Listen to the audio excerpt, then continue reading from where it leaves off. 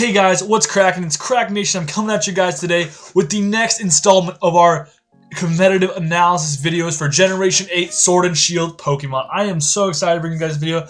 Before I get into this today, guys, I just want to say the community support that I've gotten and just how many people have been commenting on my videos and watching my videos and subscribing has just been absolutely phenomenal. I'm a guy that's been doing YouTube for a little while now, and I don't do it for the recognition. I do it because I enjoy making these videos for people. I enjoy the process of making the video, and I like putting out my knowledge and trying to help people learn competitive Pokemon. I think that's something that I've been trying to do for a long time with my channel. And it's okay that it's never been a huge success. That's alright with me. I've always come back to this channel because I enjoy it, and I think the people that watch my videos enjoy it.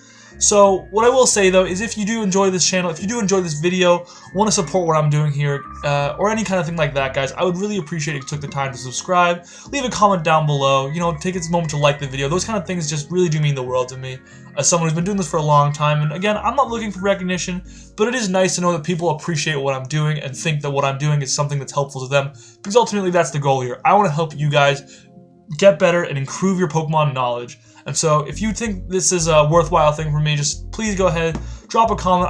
I respond to everyone. Subscribe, leave a like. Even the smallest thing just means the absolute world to me.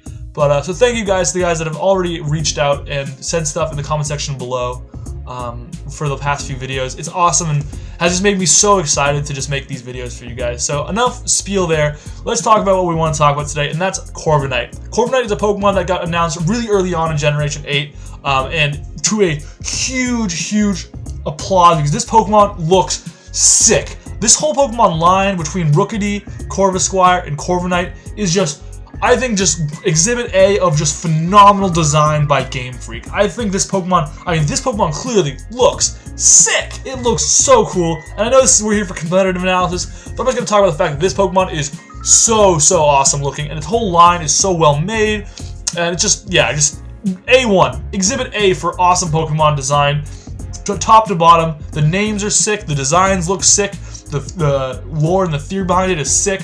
Fantastic design. But alright, so let's go into Corviknight right now. So it is a Steel Flying type. That is obviously going to be reminiscent of Skarmory, and Skarmory is a Pokemon that we're going to talk about a lot in this video because I think Corviknight is going to directly compete with Skarmory in the competitive metagame and is going to offer you certain pros and cons in comparison to Skarmory. So for abilities, we've got Pressure, Unnerve, Mirror Armor. So Unnerve, not going to be that useful. For the most part, Mirror Armor, I think, is going to be the ability you choose because it's got this Pokemon basically takes with Mirror Armor is Landorus Therian is dead to you. It is no longer a Pokemon that is Skarmory already hard-walled Landorus Therian. Corviknight just dials that up to 11 and says, Landorus Therian, you mean nothing to me.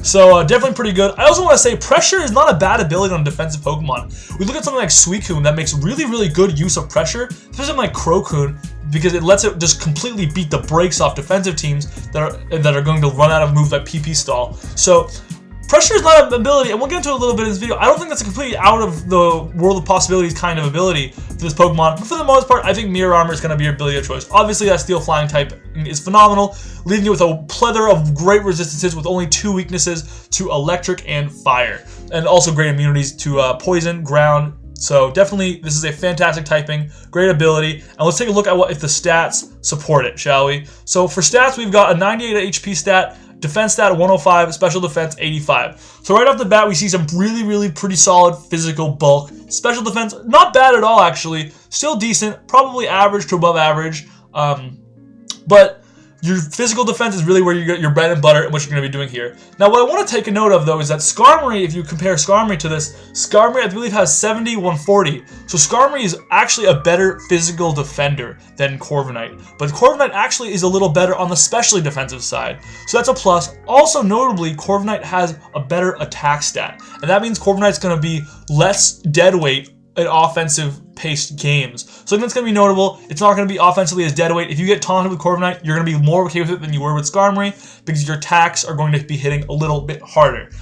So there's pros and cons there, right? I think if you are looking for a physical wall, Skarmory stats, and for other reasons that we'll talk about more later, Skarmory stats will just make it a better choice if you are looking for a physical wall, but Corviknight will give you better mixed coverage and better offensive presence if that's what you're looking for. I think Corviknight could easily be a good fit on a balanced offense, bulky balance type team. team, whereas Skarmory is a better fit on more true balance, maybe defensive style teams. Obviously, your special attack stat you aren't using, but I don't think anyone was expecting to use it anyways. So, despite the fact that it gets some cool moves like Dark Pulse, Flash Cannon, Hurricane, Air Slash, it gets pretty good special coverage. You're not going to be using it all because that special attack stat is abysmal, and that's fine. Speed stat, 67, nothing great. It's a relatively defensive-minded Pokemon. You weren't looking for speed out of this guy anyways, so nothing to be too upset about there. Obviously, it's not an offensive, super powerhouse, fast Pokemon, so that's all right. So let's take a look at some notable moves here. So first up, you got your classic flying type Roost. Roost is going to be really important for this Pokemon to have to be maximum effectiveness. Roost, Taunt is another good move. It's like Skarmory sometimes ran Taunt. Now this Pokemon can run Taunt too to help it against defensive teams. Drill Peck, Brave Bird are really cool as your flying stabs. You also have Iron Head as your best Steel type stab. Light Screen and Reflect are pretty cool. This Pokemon does get Screen Setup if that's a direction you want to take with it. Screen Setup is cool. I think Screen Setup is a little bit of a waste of its potential, but I digress. I just want to put that out there. Those are notable moves that you could theoretically run on Corviknight if you thought that, hey, my team could really use screens. Corviknight could be a good screen setter. U-Turn is also going to be a really key move that might be one of the things that makes Corviknight better than Skarmory if it is. U-Turn is awesome to have on any Pokemon in the game, and Corviknight is an awesome Pokemon. What's nice about U-Turn is so good, and pivoting is such a fundamental concept behind strong Pokemon building, because slow pivots and fast pivots both are important depending on how you build around them. So what's going to be really good for Corviknight is going to be fast breakers. Pokemon that really are fast, like for example, something like Cinderace could be a fantastic partner for Corviknight, because Cinderace can switch into those fire type moves that Corviknight's afraid of. And we'll talk about this more later. I shouldn't get into this too much. But what's nice is that Corviknight's got this U-turn to slow pivot out, take the hit that's coming at it, and then bring in a faster, frailer attacker that can put on offensive pressure. So having U-turn on a Pokemon like this is key, and I think could really make Corviknight better than Skarmory, quite possibly.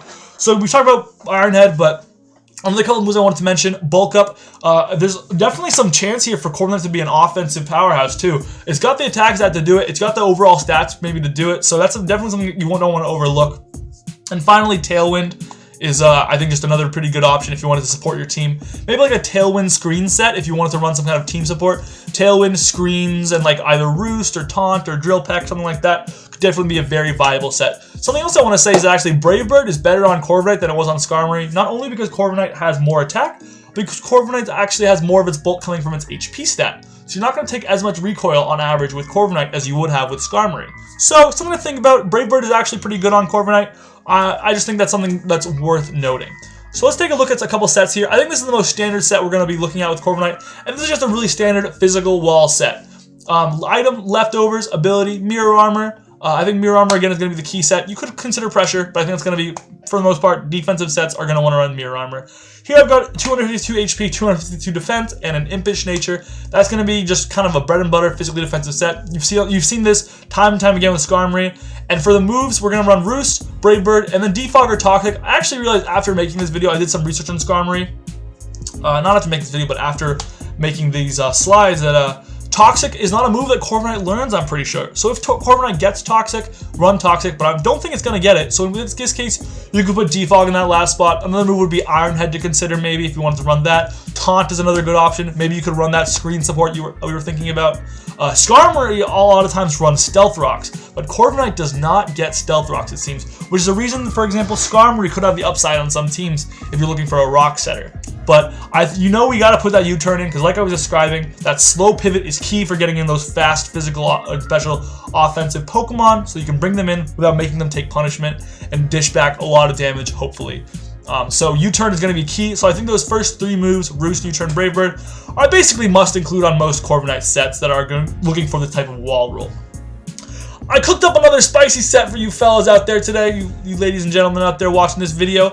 I cooked up a bulk up sweeper set for Corviknight. This is like your meme fun set, but I think this could be a really fun set. It's going in a very different direction in all senses of the word than the previous Corviknight set was.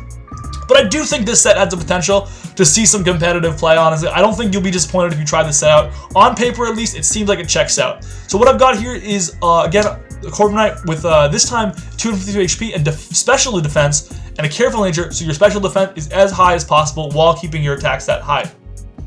I've got Pressure, since what this Pokemon can do is sit fat in front of teams with those bulk up boosts. Now, Mirror Armor, always still an option, so definitely consider that, but I got Pressure here because I thought, hey, you know, if you're running against a team with a lot of physical attackers, or maybe a defensive team, Pressure could help you PP stall them to Kingdom Come, so this Pokemon might be really useful in that regard. So next we've got also your moves. So clearly we've got Dual Stabs and Roost. Pretty straightforward, but then I've got Bulk Up, which I think with this special defense boost, what's nice about Corviknight, it's got more balanced defenses than Skarmory. So you invest into that special defense, you've already got some decent attack compared to Skarmory, you utilize Bulk Up, and you just become kind of this like slowly upgrading, slowly rolling snowball of tanky destruction.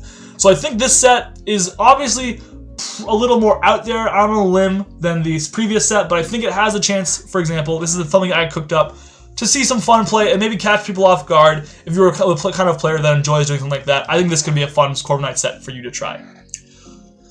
So let's summarize all that with some pros and cons. So first up, obviously, it's got good natural bulk. So we talked about that. It's got better mixed defenses than Skarmory. It's a little less specialized, but it's got good mixed defenses. It's got a good utility move pool. Things like Roost are going to be nice. Bulk Up's pretty fun. Taunt, Screens, just generally good utility move pool.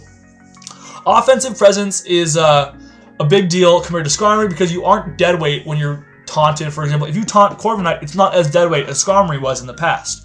Also, access to pivot moves has to be a big thing for Corviknight because U-turn is a huge deal on a Pokemon like this. So those are some huge pros. Next up, let's talk about some cons. Not overly specialized, so its stats are pretty balanced all over the board. Obviously not special attack, but beyond that, they're pretty balanced. So it's not going to be a Pokemon that specializes in one role. You're going to have to find a way to make sure it fits in a more generalized sense. I don't think it's a hard thing, not even necessarily a bad thing. Obviously, I kind of listed this good natural bulk and not overly specialized in both pros and cons. So I think it's going to be based on what your team is looking for. I think if you're looking for a physical defender, you're going to want to make, like specifically, you might want to take Skarmory. But if you're willing to compromise some of your physical defense in return for things like pivoting, maybe for some more offensive presence, things like that, maybe more special bulk. If you're willing to compromise your physical defense for those, then this might be a Pokemon that's a better fit for the team you're constructing.